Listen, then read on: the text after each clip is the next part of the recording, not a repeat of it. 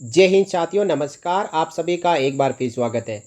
साथियों, इससे पहले वीडियो में जैसा कि मैंने आप सबको बताया कि एआईसीटी डिप्लोमा होल्डर के नाम पर एक्स ग्रुप पे और पेंशन की एक विसंगति जिसका सामना हजारों जेसीओज एंड ओआर कर रहे हैं, और इसी मामले को लेकर एएफटी दिल्ली में एक केस रजिस्टर हो चुका है और 22 अगस्त 2023 को इसकी पहली सुनवाई भी हो चुकी है।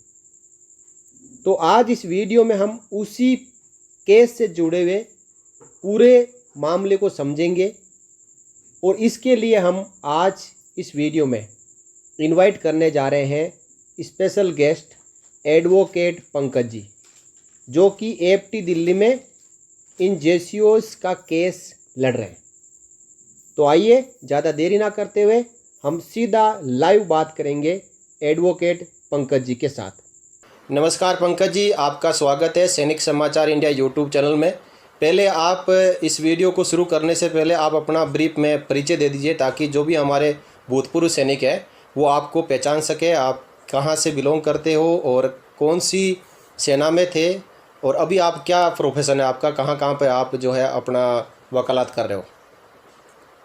नमस्कार, आपको भी आपके दर्शकों को भी मेरा तहे दिल से नमस्कार और शुक्रिया मेरे को इस चैनल पे एक प्लेटफॉर्म प्रोवाइड करने के लिए। मैं इंडियन एयरफोर्स से 20 इयर्स की सर्विस करने के बाद जेडब्ल्यू रैंक से रिटायर हूँ, और अभी मैं arm force tribunal Chandigarh Delhi में प्रैक्टिस करता हूँ। और अभी मैं 2021 में एयरफोर्स से रिटायर हुआ था। उसके बाद मैंने ये सोचा कि कहीं ना कहीं हमारे सैनिक भाई जो रिटायर होते हैं, जिसको कम नॉलेज होती है, तो इस फील्ड में पीछे रह जाते हैं अपने हक के लिए। ठीक है सर। तो उनको लॉ क्वालिफाइड होने के नाते कम से कम ज्यादा नहीं तो मैं एक legal advice free of cost दे सकूं। इस पर्पज से मैंने इस प्रोफेशन में आने के सोचा। तो इस के तहत मैंने काफी लोगों का free of cost without any पैसा लिए फ्री लीगल एडवाइस देता हूं मैं। हाँ ठीक है, अच्छी बात है सर। तो अभी ये जानने में आया कि आप जो है हमारे जो एक्स जेसीओज है, खासकर ईएमई कोर के, उनमें 75 जेसीओज का केस है जो आप एएफटी दिल्ली में लिस्ट करवा चुके हैं। तो ये जेसीओज का मेन जो विसंगति था एक्स ग्रुप को लेकर, जिसके बारे में ये जेसीओज ने ग्रुप बनाकर कलेक्टिवली इस केस को लिस्ट करवाया है। तो इसमें कितने ओए लगे हैं, और जो जेसीओज हैं वो क्या केवल ईएमई कोर के भी है या दूसरे कोर और रेजिमेंट के जेसीओज भी शामिल है।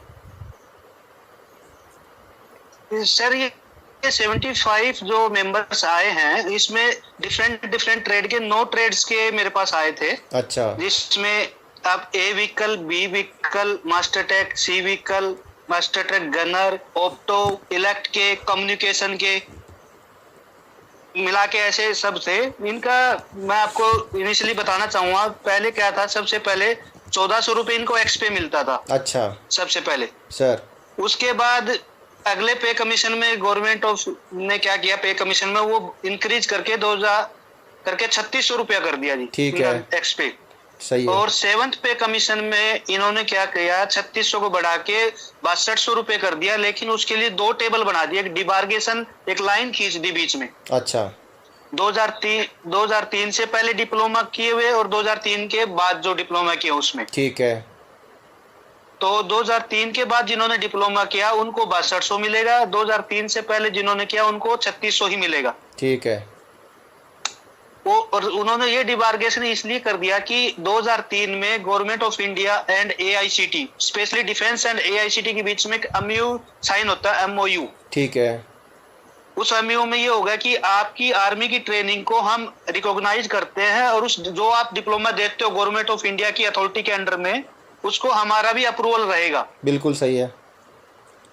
लेकिन उस अप्रूवल के को छोड़कर वो 2 लाइन जो डिप्लोमा में लिखते हैं कि this diploma is recognised under AICTE approval authority so and so, को छोड़कर ट्रेनिंग करना, सिलेबस, टीचर, मतलब एवरीथिंग, इंस्टीट्यूशन सब कुछ सेम है। इवन आफ्टर डिप्लोमा के बाद भी जो मेंबर 2003 से पहले के थे और उसके बाद के थे, एक ही जगह काम करते हैं। सही है। एक ही काम करते हैं, कोई डिफरेंस नहीं है। सिर्फ डिफरेंस है तो वो सिर्फ 2 लाइन का कि ये डिप्लोमा एआईसीटी से अप्रूव है। ठीक है। लेकिन जो एक्स ग्रुप पे है वो 2003 से पहले भी दिया जाता था। और यस सर, पहले भी दिया जाता था। और उस समय ऐसा कोई प्रावधान नहीं था कि एआईसीटी अप्रूव्ड होना चाहिए डिप्लोमा। यदि ऐसा प्रावधान होता तो ये जेसीओज या ओआर जो भी एक्स ग्रुप के होते तो वो अपना डिप्लोमा अप्रूव करवा के रखते या फिर उसी यूनिवर्सिटी से करते जो एआईसीटी अप्रूव्ड है। सर नहीं, इसमें मैं बताना चाहूंगा, मेरे हिसाब से एआईसीटी शायद 1987 या 1997 में एग्जिस्टेंस में आई है। ठीक है। ठीक है साहब। तो उसके बाद 2003 में गवर्नमेंट के साथ एक एमयू साइन होता है, उसमें अप्रूवल का कोई वो नहीं है। इन्होंने 2016 में पे कमीशन में एक डिबार्गेशन कर दिया किसी को पेमेंट कम देने के लिए, हाँ, अपना वो एक्सपेंड कम करने के लिए। ये सही है कि जेसीओज को पहले ये पता नहीं था ना कि 2016 में ऐसी कोई पॉलिसी सरकार लेके आ जाएगी जिससे हमें एक्स ग्रुप पे नहीं मिलेगा आगे। नहीं, ऐसा यदि पता होता, वो सरकार समय पे बताती तो ये भी अपना एआईसीटी अप्रूव्ड डिप्लोमा करते। नहीं नहीं, इसमें ऑप्शन नहीं था सर। इन्होंने कंपलसरी क्या किया था, मैं थोड़ा सा अपने आपके दर्शकों को और मेरे उसके लिए बताना चाहूंगा कि ऑटोमेटिक एक अप्रूवल साइन होता है जो एमओयू में बता रहा हूँ। उसके बाद जितने भी मेंबर्स जेसीओ हवलदार के रूप में जाके ये 1 साल का कोर्स करते हैं, ठीक है, ऑटोमेटिकली उनको तो पता भी नहीं था कि कब एमओयू साइन हुआ, आगे से क्या डिफरेंशिएट है। दे डिफरेंशिएट 2016 के पे कमीशन के बाद पता चला कि ऐसी कोई कहानी भी चल रही है। सही है। और उसके बीच में ये जब इन्होंने एक जो निकाल दिया कि 2003 के बाद एआईसीटी अप्रूवल है, वही रियल डिप्लोमा है, पहले वाले डिप्लोमा नहीं है, इसलिए हम डिबार्गेशन कर रहे हैं। हाँ, वो जो डेट है वो उन्होंने पहले से ले लिया। और अब जो है कि 2016 के बाद में जो आए हैं जेसीओज और ओआर पेंशन आए हैं, उनके जो बीच में रेखा खींच दी 3600 और 6200 की, जिसकी वजह से बिल्कुल सर, इनको अभी 3600 के अनुसार 1800 रुपये पर मंथ पेंशन मिल रही है। बिल्कुल सर। तो अब इसमें ऐसा देखा जाए कि केवल ये इतने ही जेसीओज है या और भी बहुत सारे जेसीओज एंड ओआर भी है इसके अंदर जिनको की पेंशन सही नहीं मिल रही है? सर मेरे इस केस से पहले भी और इस केस के बाद और बहुत सारे कॉल्स आ रहे हैं। बहुत सारे बंदे हैं जिनके साथ ये डिस्पेरेंसी क्रिएट कर रखी है। ठीक है। लेकिन उसमें आपको मैं और आपके दर्शकों को ये बताना चाहूंगा, ऐसे मेंबर्स हैं 2003 से पहले कोर्स किए हुए हैं। ठीक है। लेकिन उनको 6200 मिल भी रहा है। अच्छा, ऐसा भी है? गवर्नमेंट ऑफ उनको ऐसा भी मेरे पास बहुत सारे, मैंने कोर्ट केस में डॉक्यूमेंट्स लगाए हैं। ठीक है। कि भी तो मेरा यही कहना है, उसमें भी कोर्ट में भी हम ही कुछ लोग हैं जिनको आप 6200 नहीं दे रहे हो, लेकिन कुछ को दे भी रहे हो आप, तो हमें क्यों नहीं मिल रहा? अच्छा, यही सेम कंडीशन वाले कुछ लोगों को मिल रहा है और कुछ को नहीं मिल रहा है? कुछ को नहीं मिल रहा है। तो इसकी पहली सुनवाई जैसा ज्ञान में आया है कि 22 अगस्त को हो चुकी है। हाँ जी, मैं आपको उसमें और क्लियर बता देता हूँ। मैंने 9 ट्रेड्स के अलग अलग ट्रेड वाइज केस फाइल किए थे। ठीक है। जिसमें 3 की विसंगति दूर कर दी, जो भी ऑब्जर्वेशंस थे उन्होंने लगाए थे, जो कि एक कोर्ट प्रोसीजर होता है। ठीक है। वो दूर करने के बाद 22 तारीख को लिस्ट हुए थे केस हमारे ओयो के रूप में, 3 ट्रेड के, रेडार के, इलेक्ट के और बी व्हीकल के। ठीक है। Master tax.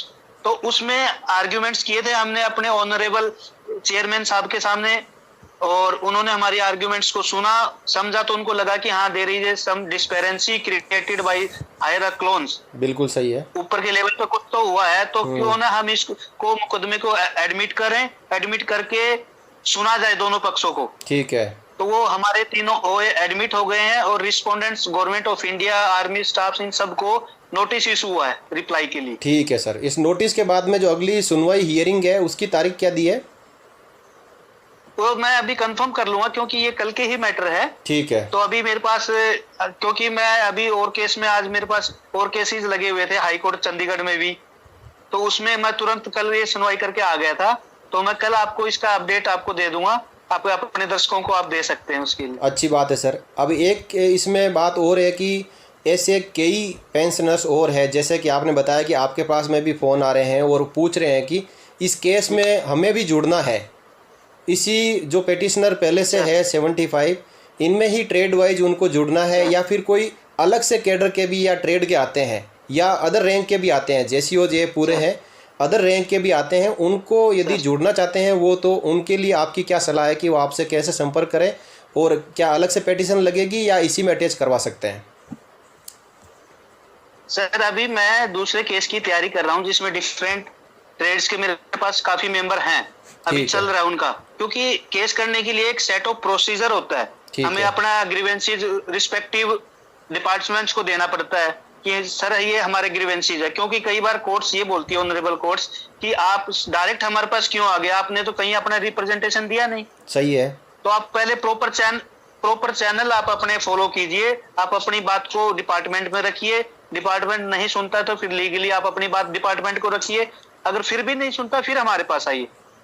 ठीक है सर। तो वो एक सेट ऑफ प्रोसीजर, उसका सेकंड टर्न अभी चल रहा है, और जिनको भी अगर केस से जुड़ना है तो मैं आपको अपने कॉन्टेक्ट नंबर दे देता हूँ, आप लिख लीजिए। मेरा कॉन्टेक्ट नंबर है 9812001271 9812001271। ये व्हाट्सएप पे भी मेरा यही नंबर है, कॉलिंग नंबर भी है, किसी भी टाइम पे आप कॉल कर सकते हैं। 24/7 में अवेलेबल हूँ, कोई टाइम बार भी नहीं है। ठीक है सर, एक और आपसे क्वेश्चन पूछना चाहता हूँ कि कुछ पेंशनर्स ऐसे सोचते हैं कि जैसे एएफटी दिल्ली में केस रजिस्टर हो चुका है और इसमें यदि फैसला मिलता है कि 2003 के पहले जो भी एआईसीटी जो अप्रूव्ड डिप्लोमा होल्डर नहीं है, तो उनके पक्ष में यदि फैसला आता है, कोर्ट बोलता है कि हाँ भाई सभी को पेंशन दी जाए 6200 के मुताबिक, तो यह फैसला सभी उन पेंशनर्स के लिए लागू होगा जो इन विसंगति का सामना कर रहे हैं, या फिर जो पेटिशनर है उन्हीं के ऊपर लागू होगा? सर मैं आपके दर्शकों को बताना चाहूंगा कि हम जब किसी भी कोर्ट में केस करते हैं तो उसका जो डिसीजन आता है उस पिटिशनर्स के फेवर के लिए आता है। ठीक कोर्ट है। को नहीं पता कि बाहर कितने क्या है। ठीक है। तो मैं दर्शकों को बताना चाहूंगा कि आप ये सोच के न बैठे कि भाई जिन्होंने केस किया उनका फैसला आ गया तो वो हमारे लिए भी हो जाएगा। ठीक है। ऐसा बिल्कुल भी नहीं होगा। उसके लिए आपको केस करना पड़ेगा, जिसके नाम के आगे केस के नॉमिनल रोल जाता है ऑर्डर के साथ। ठीक है। आगे इम्प्लीमेंटेशन ऑर्डर में तो उन्हीं का वो ऑर्डर इम्प्लीमेंटेशन होता है। जबकि कई बार हमारी सुप्रीम कोर्ट अपेक्स कोर्ट जो होती है, माननीय उच्चतम न्यायालय में हमारे जस्टिस जो रिस्पेक्टिव जस्टिस है वो कई बार ऑर्डर्स में लिख देते हैं, उनकी पावर है, वो डिस्क्रिशनरी पावर है कि it must be implicated to all. वो इसलिए करते हैं कि और लिटिगेशन ना बढ़े, क्योंकि सुप्रीम कोर्ट के पास टाइम कम रहता है, लिटिगेशन ज्यादा रहते हैं, तो वो एट पार कई बार मेंशन कर देते हैं। अगर मेंशन कर देते हैं तो वो सब पे लागू होता है, लेकिन वो हायर अथॉरिटीज के लिए, अपेक्स कोर्ट जो हमारी सुप्रीम कोर्ट है उनके लिए। ठीक है। लोअर जो कोर्ट होती है एएफटी में आज तक कोई ऐसा डिसीजन नहीं आया कि सबके लिए लागू हो। हर केस के लिए सबको अपने अपने के लिए केस करना पड़ता है। ठीक है, अच्छी बात है सर। अभी मैं आपसे 2 क्वेश्चन फाइनल पूछूंगा। एक तो ये है कि आपका जो अभी एक्स ग्रुप का जैसे केस है, इसके अलावा जितने भी जो भूतपूर्व सैनिकों से मैटर्स जुड़े हुए हैं, पेंशन विसंगतियों से जुड़े हुए, आप सभी मैटर्स में डील करते हैं? बिल्कुल, मैं सब में करता हूँ। आप नोशनल इंक्रीमेंट ले लो, आप डिसेबिलिटी पेंशन ले लो, आप ओआरपी का एनुमेशन जो चल रहा है अभी प्री और आफ्टर वाला, ठीक है, डिसेबिलिटी में प्रोरेटा पेंशन में, मतलब कोई भी अपने डिफेंस से रिलेटेड कोई भी केस है सब में मैं डील कर रहा हूँ। सभी डिफेंस पेंशनर से। तो आप एएफटी दिल्ली, एएफटी चंडीगढ़ और दिल्ली हाई कोर्ट में भी आप वकालत प्रैक्टिस करते हैं? बिल्कुल मेरी पूरी टीम बनी हुई है। इवन मैं साउथ के एएफटी सारे एएफटीज कवर है हमारे, मेरी पूरी टीम है उसमें। ठीक है। जिसमें सुप्रीम कोर्ट के एआर से लेकर मतलब सब है। ठीक है। अभी फाइनल मेरा क्वेश्चन ये है कि नोशनल इंक्रीमेंट को लेकर सभी के मन में डाउट है कि सुप्रीम कोर्ट ने बोल दिया कि ये सभी के लिए एप्लीकेबल होगा कि सभी को नोशनल इंक्रीमेंट दिया जाए, तो ऐसे कोई अभी पेटिशंस वगैरह पेंडिंग है कोई एएफटी में या कहीं पे भी, जिसके वजह से ये क्लियर नहीं हो पा रहा, सरकार फाइनल आदेश जारी नहीं कर रही है? सर मैंने नोशनल के भी सबसे पहले दिल्ली एएफटी से मेरे 30 पिटिशनर्स की एयरफोर्स की 2001 की एंट्री के मैंने ही केस फाइल किया था एएफटी दिल्ली में। 30 पिटिशनर एक साथ थे उसमें। सबसे पहले 5 सितंबर 2022 को उसका ऑर्डर हमारे फेवर में आया, हमारी पिटिशन अलाउ की हुई थी। तो उसमें यही कहा गया था कि आपको ऑर्डर्स में कि आपको मिलेगा। ठीक है। उसके बाद पहले से ये केस चल रहे थे, सुप्रीम कोर्ट ने इन पे लगा के ये गवर्नमेंट ऑफ इंडिया को बोल दिया था कि भाई आप इनके ऊपर विचार करके इनको दिया जाए, लेकिन वो देंगे किस पे? जिसकी पिटिशन डली हुई उन्हीं को। ठीक है। सुप्रीम कोर्ट का अभी ऐसा कोई वो नहीं आया है कि भी वंस ऑल सबको आप दीजिए, फाउंडेशन नहीं किया अभी। अच्छा, और उन एएफटी के ऑर्डर पे अभी मेरे जो पिटिशनर्स थे ठीक है। उनको अंडरटेकिंग आनी शुरू हो गई है रिस्पेक्टिव डिफेंस से, जैसे एयरफोर्स के लगाए थे उनको अंडरटेकिंग आई है कि इस कोर्ट के आदेश के हिसाब से आप अंडरटेकिंग दीजिए, ठीक है। आपको नोशनल इंक्रीमेंट मिलेगा, अगर कुछ होता है तो हम रिफंड लेने के लिए लाइबल है। हाँ ठीक है, वो सर्टिफिकेट है, वो फॉर्मेलिटी पूरी करते हैं। और अभी नोशनल इंक्रीमेंट में यदि कोई नया पेटिशनर आके अपना पेटिशन डालना चाहता है तो कितने दिन में फैसला दे रही है एफटी? एफटी तो सर पहली और मोस्टली 99% पहली हियरिंग में ही अलाउ कर देती है, क्योंकि मामला फाइनल हो चुका है और उसी के रेफरेंस में फैसला सुना देती है। बिल्कुल इसी में पहली ही हियरिंग में ही एडमिट होने के बाद, नोटिस इशू करने के बाद वेरी फर्स्ट हियरिंग में ही अलाउ कर रही है। चलिए सर, ये है जो सूबेदार उमेश जी है जो कि आपसे संपर्क किया था उन्होंने, वो भी एक पेटिशनर है एक्स ग्रुप की पेंशन एनोमली केस में। उनका ये क्रेडिट है कि जो 75 जेसीओज ने मिलके रिट पेटिशन डाली है आपके ज़रिए, और हम उम्मीद करते हैं कि उनको जल्दी न्याय मिले। और उनको न्याय मिलने के बाद जितने भी ऐसे और पेंशनर हैं, हम उनसे भी उम्मीद करते हैं कि वो आपसे संपर्क कर सकते हैं, ताकि आपको जो केवल 1800 रुपये मिल रहा है उसकी जगह 6200 रुपये एस ग्रुप पे के हिसाब से आप पेंशन ले पाए, जिससे कि आपको हर महीने ज़्यादा लाभ हो, मॉनेटरी बेनिफिट हो। और आप हमसे जुड़े, इसलिए आपका शुक्रिया। आप कुछ और दर्शकों को अपनी तरफ से कहना चाहते हो, रिक्वेस्ट करना चाहते हो तो आप कह सकते हो। हाँ, मैं सबसे पहले तो उमेश जी का, और उनके साथ साथ उनके दो और पार्टनर थे, एक राजवीर साहब है, एक नवाब साहब है, जिन्होंने ये इन 75 के ग्रुप को एक साथ लेकर चलना इतना आसान काम नहीं था जी। इन्होंने दिन रात मेहनत की, और मेरे को मेहनत करके जब भी मैं कुछ भी इनसे डॉक्यूमेंट मांगता हूँ, सबसे उमेश अली साहब बिल्कुल तैयार रहते थे। ये तीनों बंदे कुछ भी मांगो, मेंबर साहब लोग तुरंत रिप्लाई करके जो भी डॉक्यूमेंट चाहिए होता था रिस्पेक्टिव मेंबर से लेके हमें देते थे। ठीक है, इनकी मेहनत इसके पीछे बहुत ज्यादा है, और इन्होंने मेरे सहयोग किया तो मेरी भी मेहनत आज रंग लेके आई, और हमारा केस वहाँ पिटिशन एडमिट भी हो गई। और हमें उम्मीद ही नहीं, पूरा विश्वास है, क्योंकि हम मेरिट ऑफ द केस में हम एडवांटेज पे हैं। ठीक है, वो हमारे फेवर में ही आएगा। और मैं दर्शकों को ये बताना चाहूंगा कि अगर आपका कोई राइट बनता है तो आप बैठो मत, उस राइट के लिए आपको एक रेमेडी दी गई है, लाम है, उसको अवेल कीजिए। लड़ना पड़ेगा, आप बस लड़ना पड़ेगा, रिजल्ट आपके फेवर में आएंगे ही आएंगे। आपको बस एक सही अधिवक्ता को चयन करने की जरूरत है, सोच समझ के करें और अपने राइट के लिए लड़ें। अपना राइट, जो आपका राइट है वो लेके रहें, क्यों छोड़ना हमारा राइट? हमने वहाँ पे फौज में अपनी जवानी दी है, बचपन दिया है। बिल्कुल सही सर, वो फेस सारा दिया हम, तो वो क्यों छोड़े हम?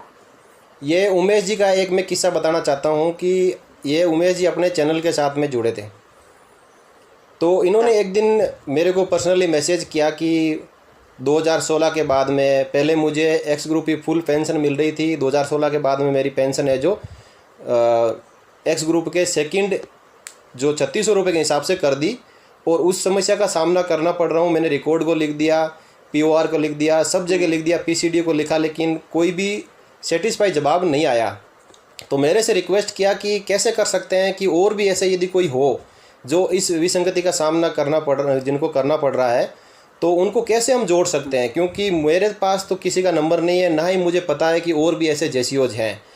तो मैंने कहा कि आप मुझे मैटर लिख के भेजो, उसके बाद कोशिश करते हैं। तो उन्होंने जब मैटर लिख के भेजा तो मैंने एक वीडियो बना के डाला, और उस वीडियो ने ये रंग लाया कि आज 75 जेसीओ जुड़ चुके हैं और सबके बीच में अवेयरनेस हो चुका है कि हम भी इस विसंगति का सामना जो कर रहे हैं उससे हमारे को भी छुटकारा मिलेगा और पेंशन का पूरा लाभ मिलेगा। मैं अभी इसमें दो चीज और बताना चाहूंगा कि हम जब भी रिप्रेजेंटेशन आरटीआई लगाई है मैंने इस केस के पीछे, तो कहाँ पे वो गेम खेलते हैं वो मैं आपको बताना चाहूंगा। हम डिमांड करते रहे कि हमें एक्स पे, हायर एक्स पे 6200 रुपये मिलना चाहिए। सही है, क्योंकि हमारा डिप्लोमा भी गवर्नमेंट ऑफ इंडिया से equivalent diploma government of India की अथॉरिटी पे दिया हुआ है। ठीक है। और वो लोग क्या बोलते रहे हमें जवाब में कि एआईसीटी हमें मना कर रहा है कि हम 2003 से वाले पहले वाले डिप्लोमा को रेस्ट्रोस्पेक्टिवली डिप्लोमा अप्रूव नहीं दे सकते। ठीक है, तो हमें तो रेस्ट्रोस्पेक्टिव डिप्लोमा एआईसीटी अप्रूव चाहिए नहीं, क्योंकि हमारे तो ऑलरेडी गवर्नमेंट ऑफ इंडिया ने दे रखा है, और गवर्नमेंट ऑफ इंडिया से ऊपर एआईसीटी है नहीं। ठीक है।